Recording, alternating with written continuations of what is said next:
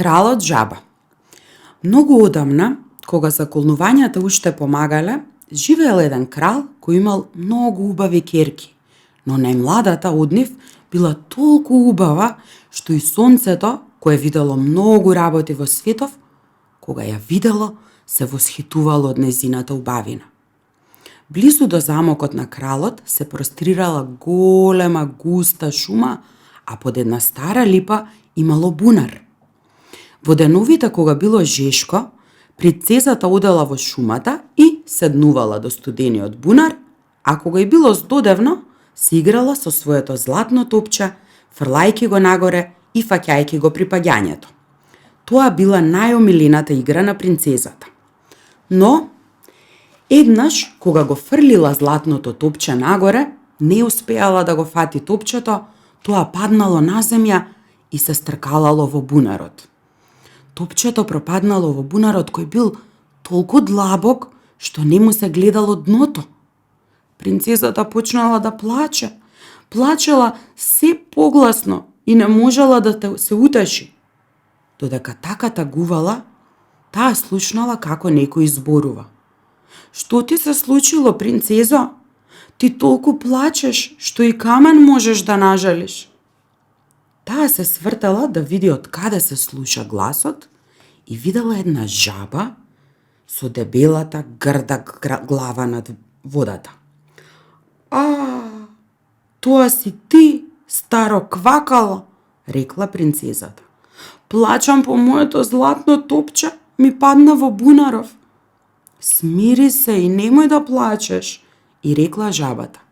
Јас ке ти помогнам. А што ќе ми дадеш ти, ако ја најдам твојата играчка? Се што сакаш, мила жабичке, одговорила принцезата. Моите фустани, бисерите и скапоцените камења, па и златната круна што ја носам на глава.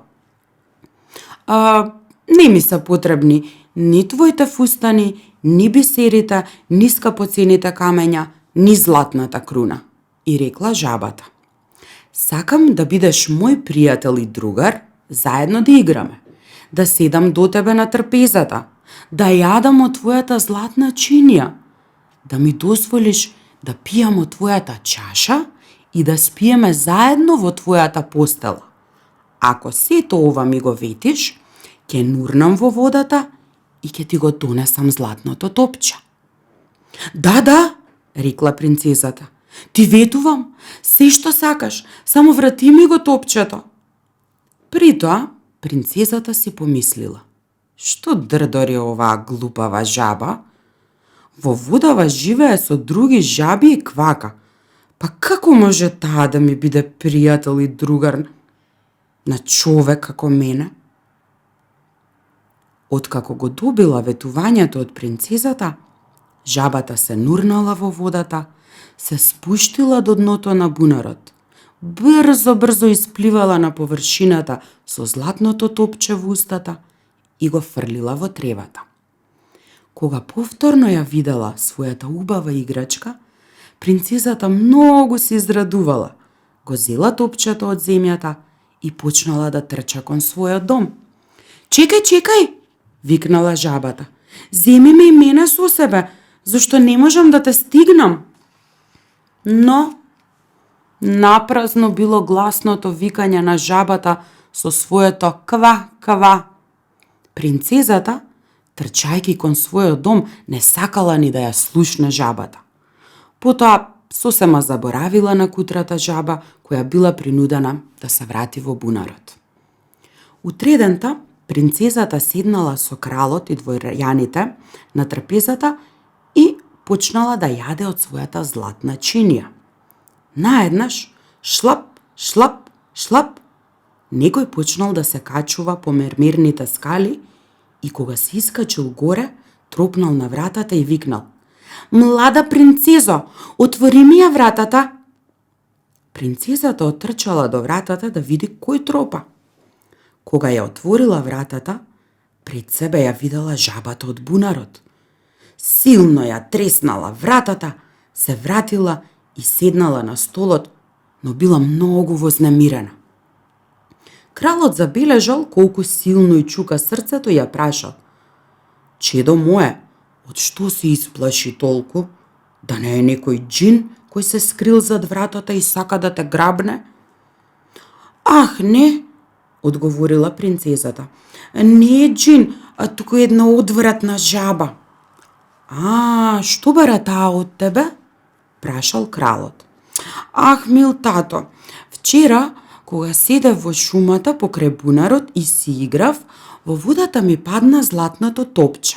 Јас многу плачев. Жабата ми го врати топчето, но побара од мене да бидам нејзин пријател и другар.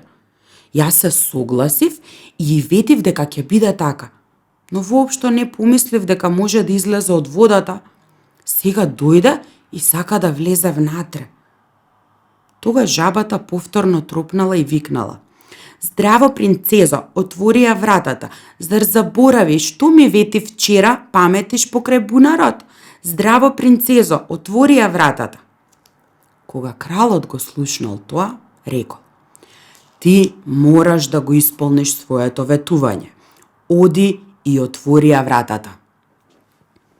Принцезата отишла и отворила вратата, жабата скокнала внатре и скокала по принцезата се до нејзиниот стол и ѝ рекла: "Земи ме и седни ме до тебе." Принцезата се колебала, но кралот ѝ рекол да ја исполни желбата на жабата. Но, кога ја седнала на столот, жабата побарала принцезата да ја стави на трпезата. А кога седнала на трпезата, жабата рекла: "Сега помести ја златната чинија поблизу до мене, ќе јадеме заедно." Иако го исполнила барањето, било очигледно дека принцезата тоа го прави неволно. Жабата почнала да јаде лакомо, а принцезата не можела да проголта ни залак. Најпосле, жабата рекла: "Се најадов до ситост и се изморив.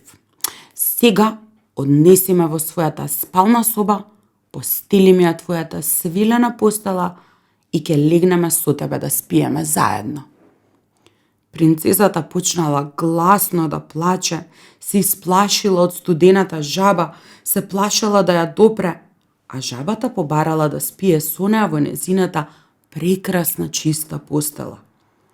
Кралот се разгневил и рекол: "Ако некој ти помогне кога си во неволја, тоа треба да го цениш." Тогаш принцезата со 2 прста ја зела жабата, ја однела во својата спална соба и ја оставила во аголот, а таа легнала на постелата. Жабата скокнала и ѝ рекла: "Јас се изморив и сакам да спијам. Земи ме во твојата постела, инаку ќе му се пожалам на татко ти." Тогаш принцезата многу се разгневила, ја дигнала жабата и со сета сила ја треснала во ѕидот. "Сега, одвратна жабо, ќе се смириш." Но во мигот, кога паднала на подот, жабата се преобразила во принц со прекрасни мили очи. Од тогаш, според волјата на кралот, принцот станал нејзин мил пријател и сопруг. Принцот и раскажал дека некоја лоша вештарка го проколнала, дека никој друг не можел да го ослободи од бунарот, освен принцезата, и дека утредента ќе се заминат во неговото кралство. Потоа тие легнале и заспале. А утредента, само што ги разбудило сонцето пред дворецот, застанала една раскошна кочија со 8 бели коњи, со бели украсни пердуви на главите и златни синџири, а одзади седал слугата на младиот принц, верникот Хајнрих. Кога неговиот господар го преобразиле во жаба, верниот Хајнрих толку жалел и тагувал, што си го оковал срцето со 3 железни обрачи, за да не му пукне од јат и тага. Дошло времето кога со таа кочија младиот крал требало да се врати во своето кралство. Верникот Хајнрих ги сместил младите во кочијата и бил пресреќен што неговиот господар се избавил од големата несреќа.